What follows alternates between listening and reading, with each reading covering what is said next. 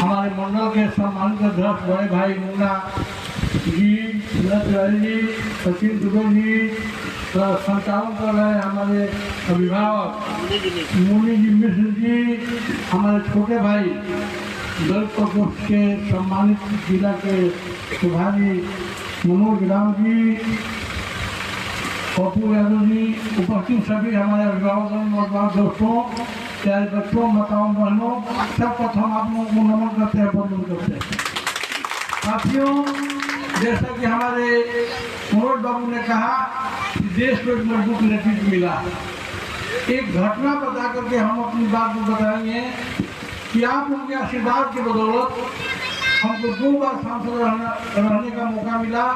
पहली बार जो जीत कर गए तो मनमोहन सिंह प्रधानमंत्री थे और एक घटना घटी देश में कि अपने देश के 5 सैनिकों का सर काट करके पाकिस्तान के लोग लेकर चले गए थे और वहाँ ले जाकर के फुटबॉल मैच खेला करते थे। हम लोगों ने 8 दिन विधानसभा लोकसभा चलने नहीं दिया। हम लोग मांग करते रहे कि मनमोहन सिंह आए, सदन के माध्यम से देश की जनता को अवगत कराएं कि इसका क्या जवाब होता है। 9वां दिन मनमोहन सिंह आते हैं और कहते हैं कि पाकिस्तान ने तो गलती किया ही है, आप लोग काहे गलती कर रहे हैं, और हम ही लोगों का सब झुक गया। हम देश के मान और सम्मान के लिए लड़ाई लड़ रहे थे। दूसरी बार नरेंद्र मोदी के नेतृत्व में काम करने का मौका मिला।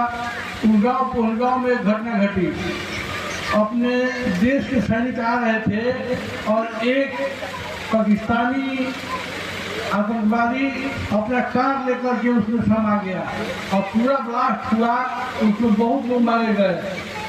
बिना हंगामा किए सदन में आते हैं नरेंद्र मोदी। उनका एक बात मुझे याद है, उन्होंने कहा देश चाहता है कि तुरंत हम पाकिस्तान से लड़ाई करें। युद्ध किसी समस्या का समाधान नहीं होता है।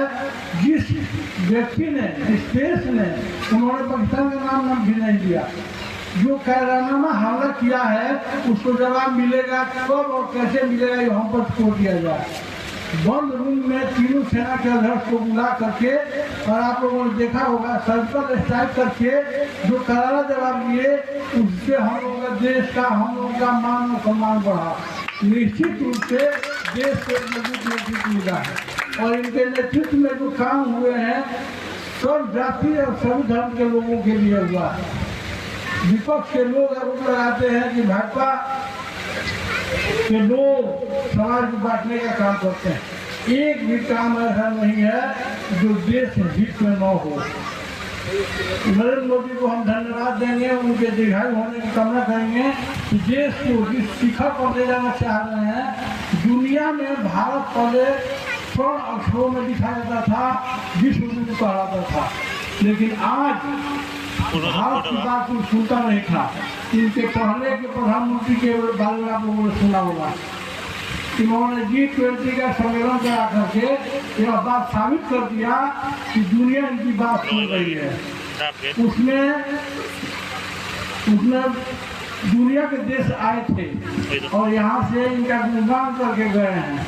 अगर नरेंद्र मोदी फिर से प्रधानमंत्री बनते हैं तो लगेगा कि भारत विश्व वैभवशाली भारत बनेगा, विश्व गुरु कहलाएगा। जब दुनिया के किसी दूसरे देश में जाते हैं और वहाँ के लोग नरेंद्र मोदी जिंदाबाद, नरेंद्र मोदी का नारा लगाते हैं, हम भारतवासी टीवी में देख कर गौरवान्वित महसूस करते हैं, हम लोग का सीना चौड़ा हो जाता है। साथियों, यह देश की बात हुई। सिवान, हम तो उपस्थित सभी लोगों को नमन वंदन करना चाहेंगे कि सिवान हम लोगों का गुलाम था। जब सिवान कोई चला जाता था तो पता चलता था उसके घर के लोग कि कब हमारे घर के लोग आए। चिंता बनी रहती थी कब किस पर गोली चलेगी। कभी हिमालय के लोग गोली चलाते थे, कभी आरजेडी के लोग गोली चलाते थे और रोज हत्याएं होती थी। आज भी हो रही है। कारण क्या है?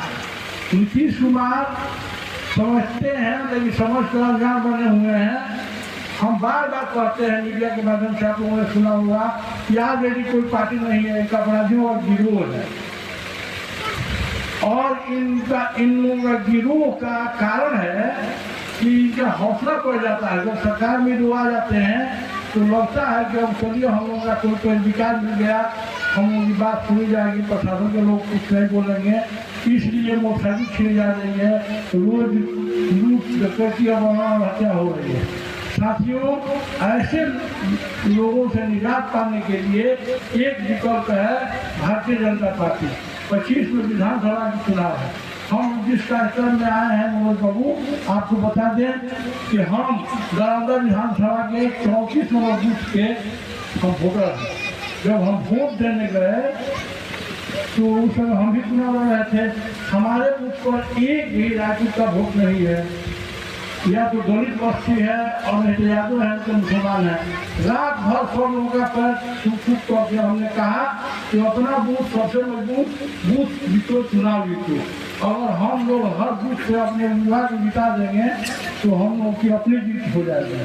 और हमने 236 वोट से अपने उम्मीदवार को जिता कर लाया। तो इसलिए हाथ में रेखा लिखा रहता है। हम जानते थे क्या हमको सांसद बनना है, हम नहीं जानते थे। हम तो कफन लेकर निकले थे। आप लोगों का आशीर्वाद मिला, समय और सहयोग मिला। एक बार नहीं 2 बार हम लोग सभा में जाने का काम किया। और जब हम वहाँ गए तो मुझे लगा कि रहने और खाने की व्यवस्था से कर दी जाए तो इलाज सस्ता है, जिसका इलाज सीमांत संभव नहीं है। Kidney, heart, liver, cancer, brain tumour, brain haemorrhage, लोग कहते हैं कि हम किडनी निकलवाते हैं। उनसे हम जानना चाहते हैं कि एक आदमी का नाम बता दें कि हम किडनी किसी का निकलवाए हों तो हम राजनीति से संन्यास ले लेंगे, हम सीमांत से पर्ची लगाएंगे। ऐसे लोगों को अपने बात को वापस लेना चाहिए और नहीं तो अपने ही वर्ग के लोगों को करके दिखाना चाहिए। लेकिन इन लोगों ने ऐसा कुछ किया नहीं, न रहने की व्यवस्था किया और न खाने की व्यवस्था किया, न इलाज की व्यवस्था किया। आज भी मेरा एक लड़का मनोज शाह नाम का लड़का है दिखनी का, जो एम्स में दिन भर काम करता है, उसको अपने पेंशन से 5000 रुपया देते हैं और लड़का रात दिन हमारे सीमांत के मजदूर को दिखाने का काम करता है।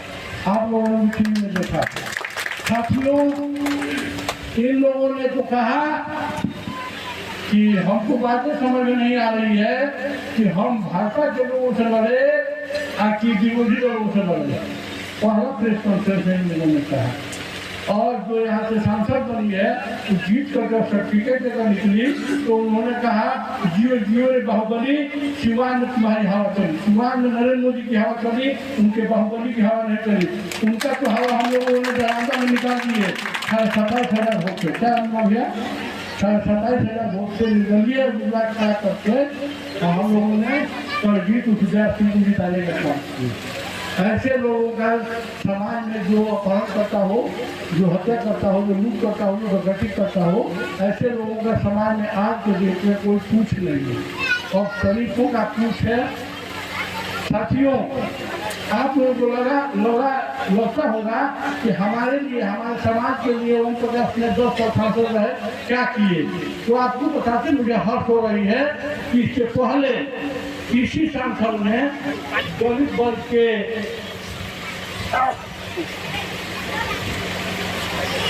विकास के लिए, उत्थान के लिए कोई काम नहीं किया। हम सांसद न रहते हुए भी हम आरके सिंह हमारे आरा के सांसद हैं और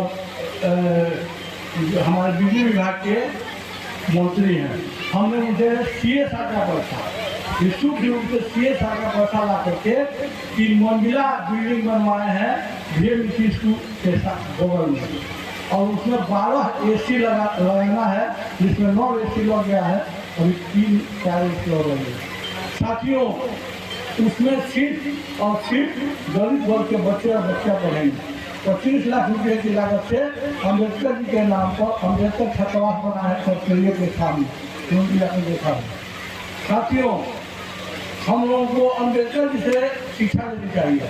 वह व्यक्ति एक गरीब घर में जन्म लिए, लेकिन उनके मन में पढ़ने की लालसा थी, इच्छा थी कि हमको पढ़ना, और सिर्फ पढ़ने के बदौलत भारत के रंग पैदा उनकी माँ बाप ने किया और देश को ही नहीं दुनिया को उन्होंने संविधान लिख करके बता दिया कि भारत का संविधान दुनिया के सभी संविधानों से अच्छा। इसलिए उपस्थित सभी लोगों को हम निवेदन करेंगे, विनती करेंगे कि एक वक्त हम यहाँ से जाएं, एक संकल्प के साथ जाएं कि फकत रोजाना कपड़ा पहन लेंगे, एक वक्त भोजन नहीं करेंगे, लेकिन अपने बच्चे को और अपने बच्चियों को निश्चित रूप से हम शिक्षा दीक्षा देंगे। साथियों, माले के लोग क्या बात करेंगे? अमर यादव का राइफल छीना साहब ने, केस किस पर हुआ? शंकर यादव का बहुत शिक्षा छूटा गया। शंकर यादव को आप लोग जानते हैं। और अमर यादव को हिम्मत होता हमको दूल्हा को मारे तो हमने साहब को 1000 किया और पुतनी से कहा कि सिंदूर पोष दो, अगर इस लड़ाई में तुम हम मारा गए तो तुम अपने आप को सुहागन समझना, नहीं तो जब तक उनकी सहनशाई समाप्त नहीं करेंगे तब तक हम को कोई मार नहीं सकता, क्योंकि लाखों लोगों का आशीर्वाद था मेरे पास। तो इस तरह की घटनाएं जिस तरह हमारे अध्यक्ष जी ने कहा कि माले के लोग फिर से अमर यादव का काफी सामने दिन दहाड़े छीना और शंकर यादव का बस टूट दिया गया माले के लोगों द्वारा। 1025 को दिया गया तो दूसरे लोगों को कहा नहीं, हिम्मत था, साहस था, तो आपको 1000 आज भी राइफल मिला काफी साहब के घर में है। हिम्मत है तो मांग ले, है हिम्मत है गरीबों को शोषण करने का। ऐसे लोगों से सावधान रहने की जरूरत है। आप लोगों का दुआ, आप लोगों का दवा काम आया, हम स्वस्थ हो गए हैं। बहुत बहुत धन्यवाद। जय हिंद, जय भारत।